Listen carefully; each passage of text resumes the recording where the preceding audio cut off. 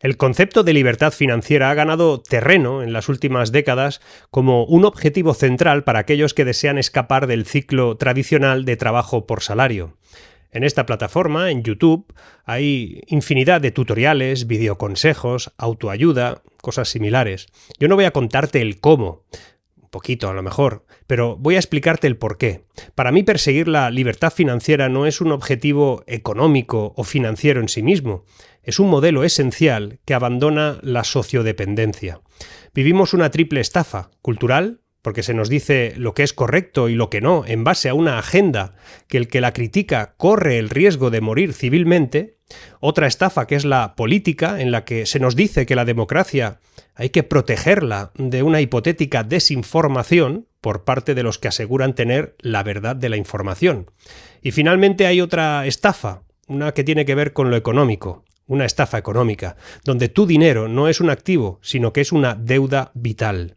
De eso quiero hablar, esencialmente, porque la libertad financiera significa tener suficientes activos que generen ingresos pasivos, y de ese modo podrás cubrir los gastos recurrentes, liberándolos de la necesidad de depender de un trabajo activo constante para mantener un estilo de vida determinado. Antes de seguir, déjame recordarte que este vídeo está apadrinado por Trade Republic, el neobank que cuenta con más de 5 millones de clientes, más de 35.000 millones de euros en activos y tiene presencia en 17 países europeos. Trade Republic te permite invertir en múltiples productos, algo que puedes compaginar con una remuneración del 3,56% anual del dinero que tengas en cuenta, que sin condiciones ni vinculaciones podrás cobrarlo en su parte proporcional cada mes. Y además, si el plan es iniciarte en una plataforma de inversión que sea fácil de usar, con tarifas bajas y una amplia gama de activos, pues Trade Republic es para ti. Podrás establecer fácilmente tus objetivos financieros, seguir un plan de inversión estructurado y también minimizar los costos de esas transacciones. Revisa el QR que ves aquí abajo, aquí, y sigue el link de la descripción, si no lo quieres clicar con el QR, y así sabrán que vas de mi parte. Ahora sí, ahora vamos al tema de hoy. Vamos a reflexionar acerca del concepto de la libertad financiera, de cuándo es demasiado tarde para aplicarlo, o si todo lo que se dice sobre cómo alcanzarla tiene sentido o hay algo de mitología. Pero para comprender la dimensión de todo lo que quiero decirte hoy, y la relación real del capitalismo con este asunto, deberíamos empezar por el principio. El capitalismo, en su esencia, no es simplemente consumir, aunque en la actualidad a menudo se lo asocia con el consumismo desenfrenado. Eso es así. Se llama capitalista a quien maneja pasta, ¿no? Es algo así. Pues mal. El verdadero motor del capitalismo es la creación de valor, a través del ahorro, la inversión y la generación de capital. Cuando se ahorra e invierte, se siembra la base para la producción de riqueza en el futuro. El consumismo, por otro lado, solo responde a la demanda inmediata, pero no contribuye al crecimiento de un modo sostenible. Se apela mucho al consumismo, pero no es la herramienta. El capitalismo, bien entendido, fomenta la acumulación de recursos para generar más capital, multiplicar oportunidades y mejorar la calidad de vida de todo el mundo, no solo para el individuo, sino también, obviamente, para la sociedad. Y la historia del dinero aquí nos ofrece una perspectiva valiosa sobre la libertad financiera. En sus primeras formas, el dinero nació como una herramienta para facilitar el intercambio de bienes o de servicios que hubiera, y resolvía problemas básicamente que tenía el trueque, ¿no? Que ahora no vamos a entrar. Con el tiempo, el dinero se convirtió en un medio de acumulación de riqueza, también de poder, y también en un vehículo para la inversión. Entender la historia del dinero es clave para comprender la libertad financiera. Esta última, la libertad financiera, no se trata solo de acumular más dinero, sino de liberarse de las restricciones de tener que trabajar por él constantemente. No hablo de dejar de trabajar, ¿eh? Hay a quienes nos apasiona lo que hacemos y encima nos pagan por ello. No hablo de eso. Hablamos de depender de los ingresos directos por el trabajo. Hablamos de generar valor capital. La libertad financiera es la habilidad de usar el dinero como una herramienta en lugar de ser esclavo de ese capital, de ese dinero. Así, en lugar de gastar todo lo que se gana, el individuo debe buscar formas de que su capital trabaje para él, entre comillas, pero también en efectivo, a través de inversiones que generen ingresos pasivos, por ejemplo. En ese sentido, la libertad financiera representa una evolución del concepto básico del capital. Por eso es tan importante la historia. No solo sirve para intercambiar bienes, sino que sirve para crear un flujo constante de recursos que permita alcanzar la autonomía económica. Es cierto que el concepto capitalismo, especialmente cuando se enfoca a la creación de capital, ahorro, inversión, suele ser visto con desconfianza, incluso con rechazo por sectores de la izquierda. Esto se debe a que, desde su perspectiva, el capitalismo fomenta la desigualdad, la concentración de riqueza en pocas manos y la explotación de los trabajadores. Al enfatizar la acumulación de capital y la propiedad privada, pues el sistema capitalista contrasta con esas ideas igualitarias de una redistribución justa de la riqueza y de los recursos que suele promover la izquierda. Y ese es el origen de la pobreza también. Es una condena a depender del Estado y seguramente por eso tanto ellos rechazan lo que hoy te voy a contar. Para la izquierda, el capitalismo es problemático. En su origen, además, porque privilegia la acumulación individual sobre el bienestar colectivo, aseguran, sin entender que la riqueza debe crearse antes de que se pueda repartir. En ese enfoque, el hecho de que una persona pueda generar capital a través del ahorro y de la propia inversión, mientras que otros no tienen acceso a esas oportunidades, está visto por la izquierda precisamente como una forma de perpetuar las diferencias de clase. La creación de riqueza individual, en su visión, profundiza las disparidades sociales y económicas, en lugar de solucionar los problemas del sistema. Eso dicen. Se olvidan el esfuerzo que supone hacer eso y los sacrificios que debe asumirse en las fases iniciales, sobre todo. Incluso no contemplan que eso a veces no sale bien y te arruinas al final. Esta oposición a menudo se basa en una interpretación muy reduccionista del capitalismo y se enfoca únicamente en los abusos y excesos.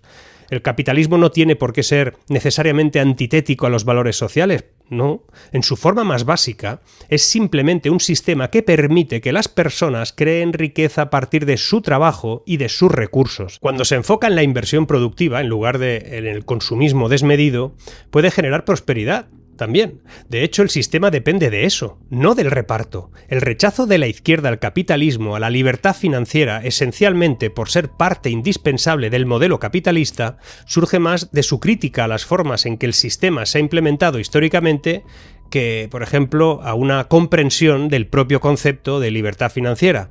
Y si me permites, incluso más allá, de la generación de capital esencial.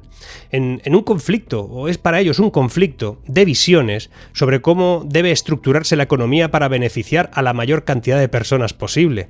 El capitalismo, no obstante, cuando se enfoca en la creación de capital y no en el consumo inmediato, lo que refleja en realidad es el mismo principio, el que subyace en la libertad financiera. El dinero debe ser gestionado y multiplicado para permitir un crecimiento sostenible, una vida plena y una libertad que trasciende a la mera acumulación o gasto.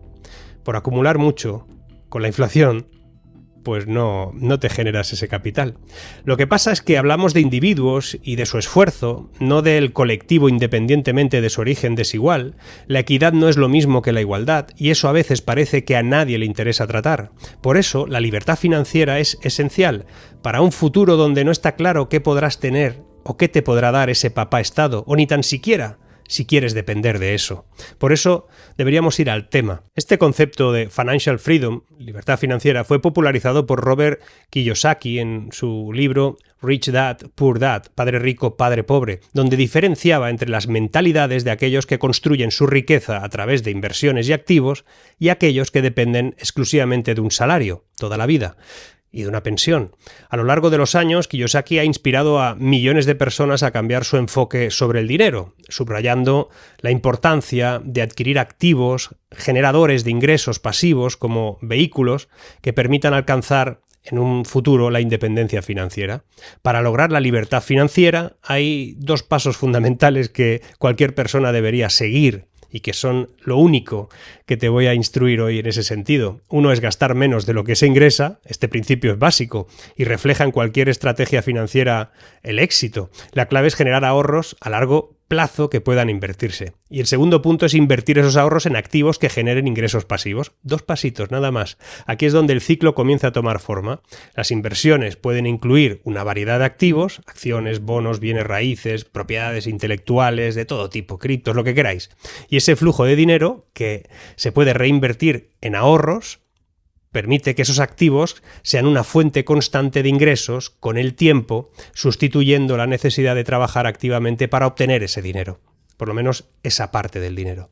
Un segundo libro imprescindible para comprender este concepto es The Millionaire Next Door, de Thomas Stanley y de William Danko. En ese libro los autores estudian los hábitos de los millonarios en Estados Unidos y curiosamente descubren que la mayoría de ellos no llevan estilos de vida ostentosos, muchos no. Al contrario, la mayoría son personas que viven de manera muy modesta, controlan sus gastos y se enfocan en acumular activos.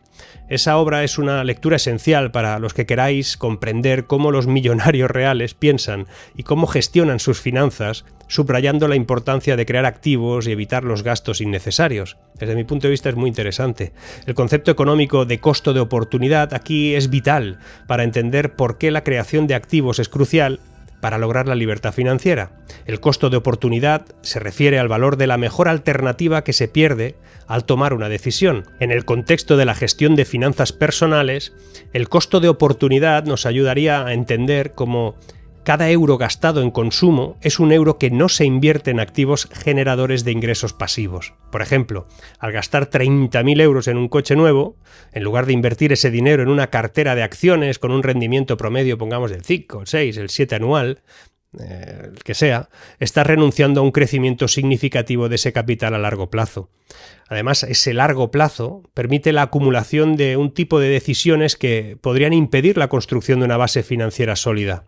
Ese principio de costo de oportunidad aparece también en una obra. Vicki Robin y Joe Domínguez escribieron Your Money or Your Life, un libro que profundiza en la relación entre tiempo, dinero y valores.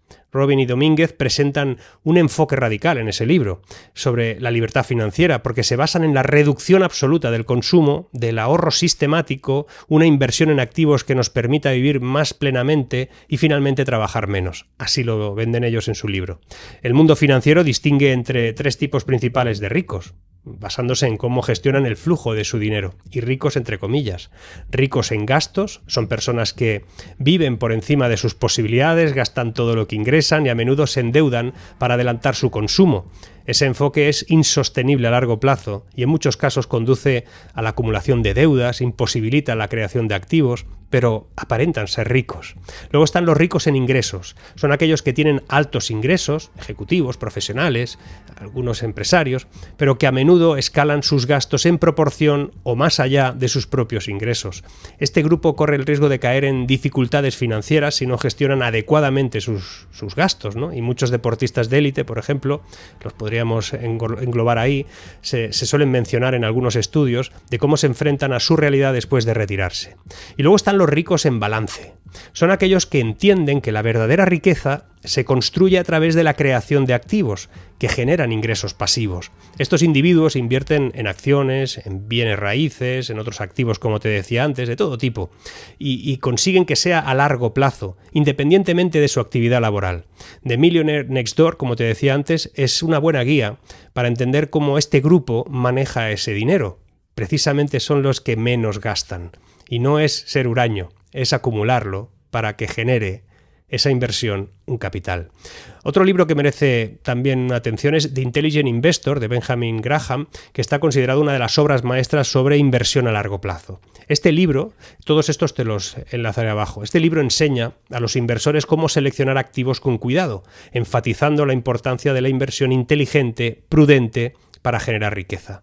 Graham subraya en ese libro la inversión no es una actividad especulativa, sino un proceso disciplinado, metódico y que ayuda a proteger el capital maximizando los retornos en el tiempo. En la planificación financiera hay una regla que se llama la del 4%, que es interesante. Establece que para vivir de los rendimientos de una cartera de inversiones, una persona necesita tener aproximadamente 25 veces el valor de sus gastos anuales invertidos en activos.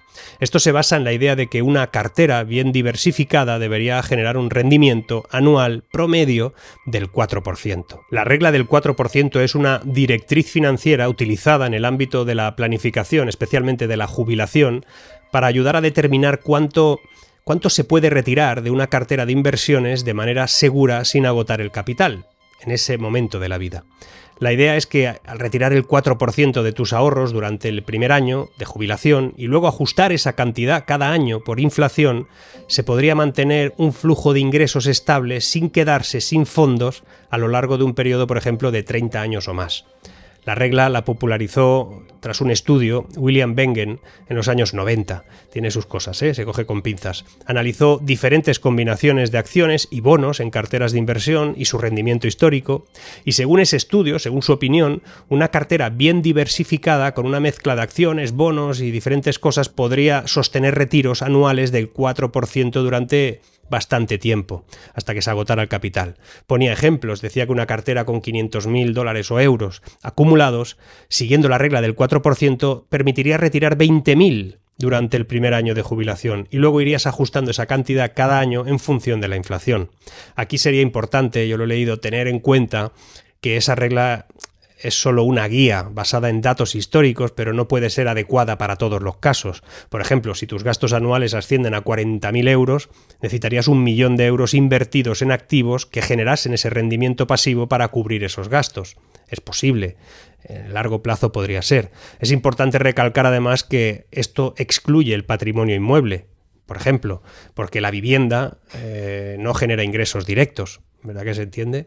Este principio es especialmente relevante en un mundo donde las pensiones públicas se vuelven cada vez más inadecuadas para cubrir las necesidades de la jubilación. Un libro que complementa esta idea es The Simple Path to Wealth, de J.L. Collins, que también te lo pondré abajo. Ofrece una guía clara y directa sobre cómo construir una cartera de inversiones que respalde, por ejemplo, la libertad financiera a largo plazo, que es de lo que hablamos hoy. Collins explica en ese libro, de manera muy simple, por cierto, y accesible a todo el mundo, la importancia de invertir en fondos indexados de bajo costo, reinvertir las ganancias para aprovechar el interés compuesto.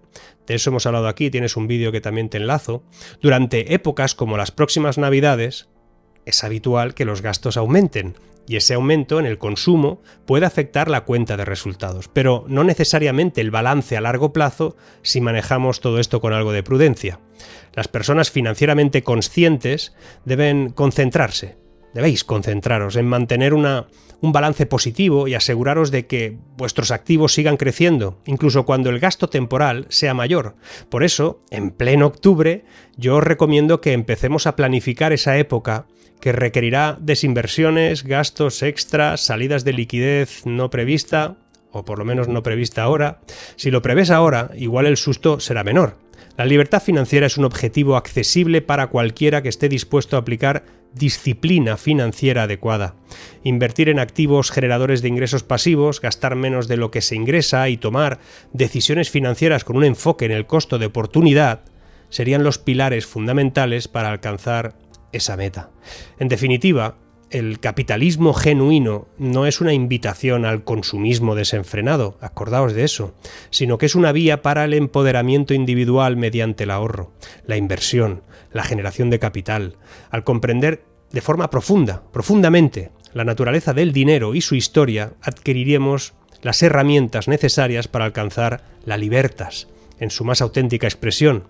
Como afirmaba Cicerón, virtus est ipsa pretium sibi, más o menos. La virtud es en sí misma su propia recompensa. Y en este contexto, la virtud financiera nos libera de las ataduras de la dependencia estatal. Así, al cultivar la disciplina económica y fomentar nuestra autonomía financiera, no solo garantizamos nuestro bienestar presente y futuro, sino que también honramos el ideal de vivir según nuestros propios términos, sin subyugarnos a esas fluctuaciones y sobre todo a esas imposiciones externas. Espero que te haya servido el vídeo de hoy. Seguimos.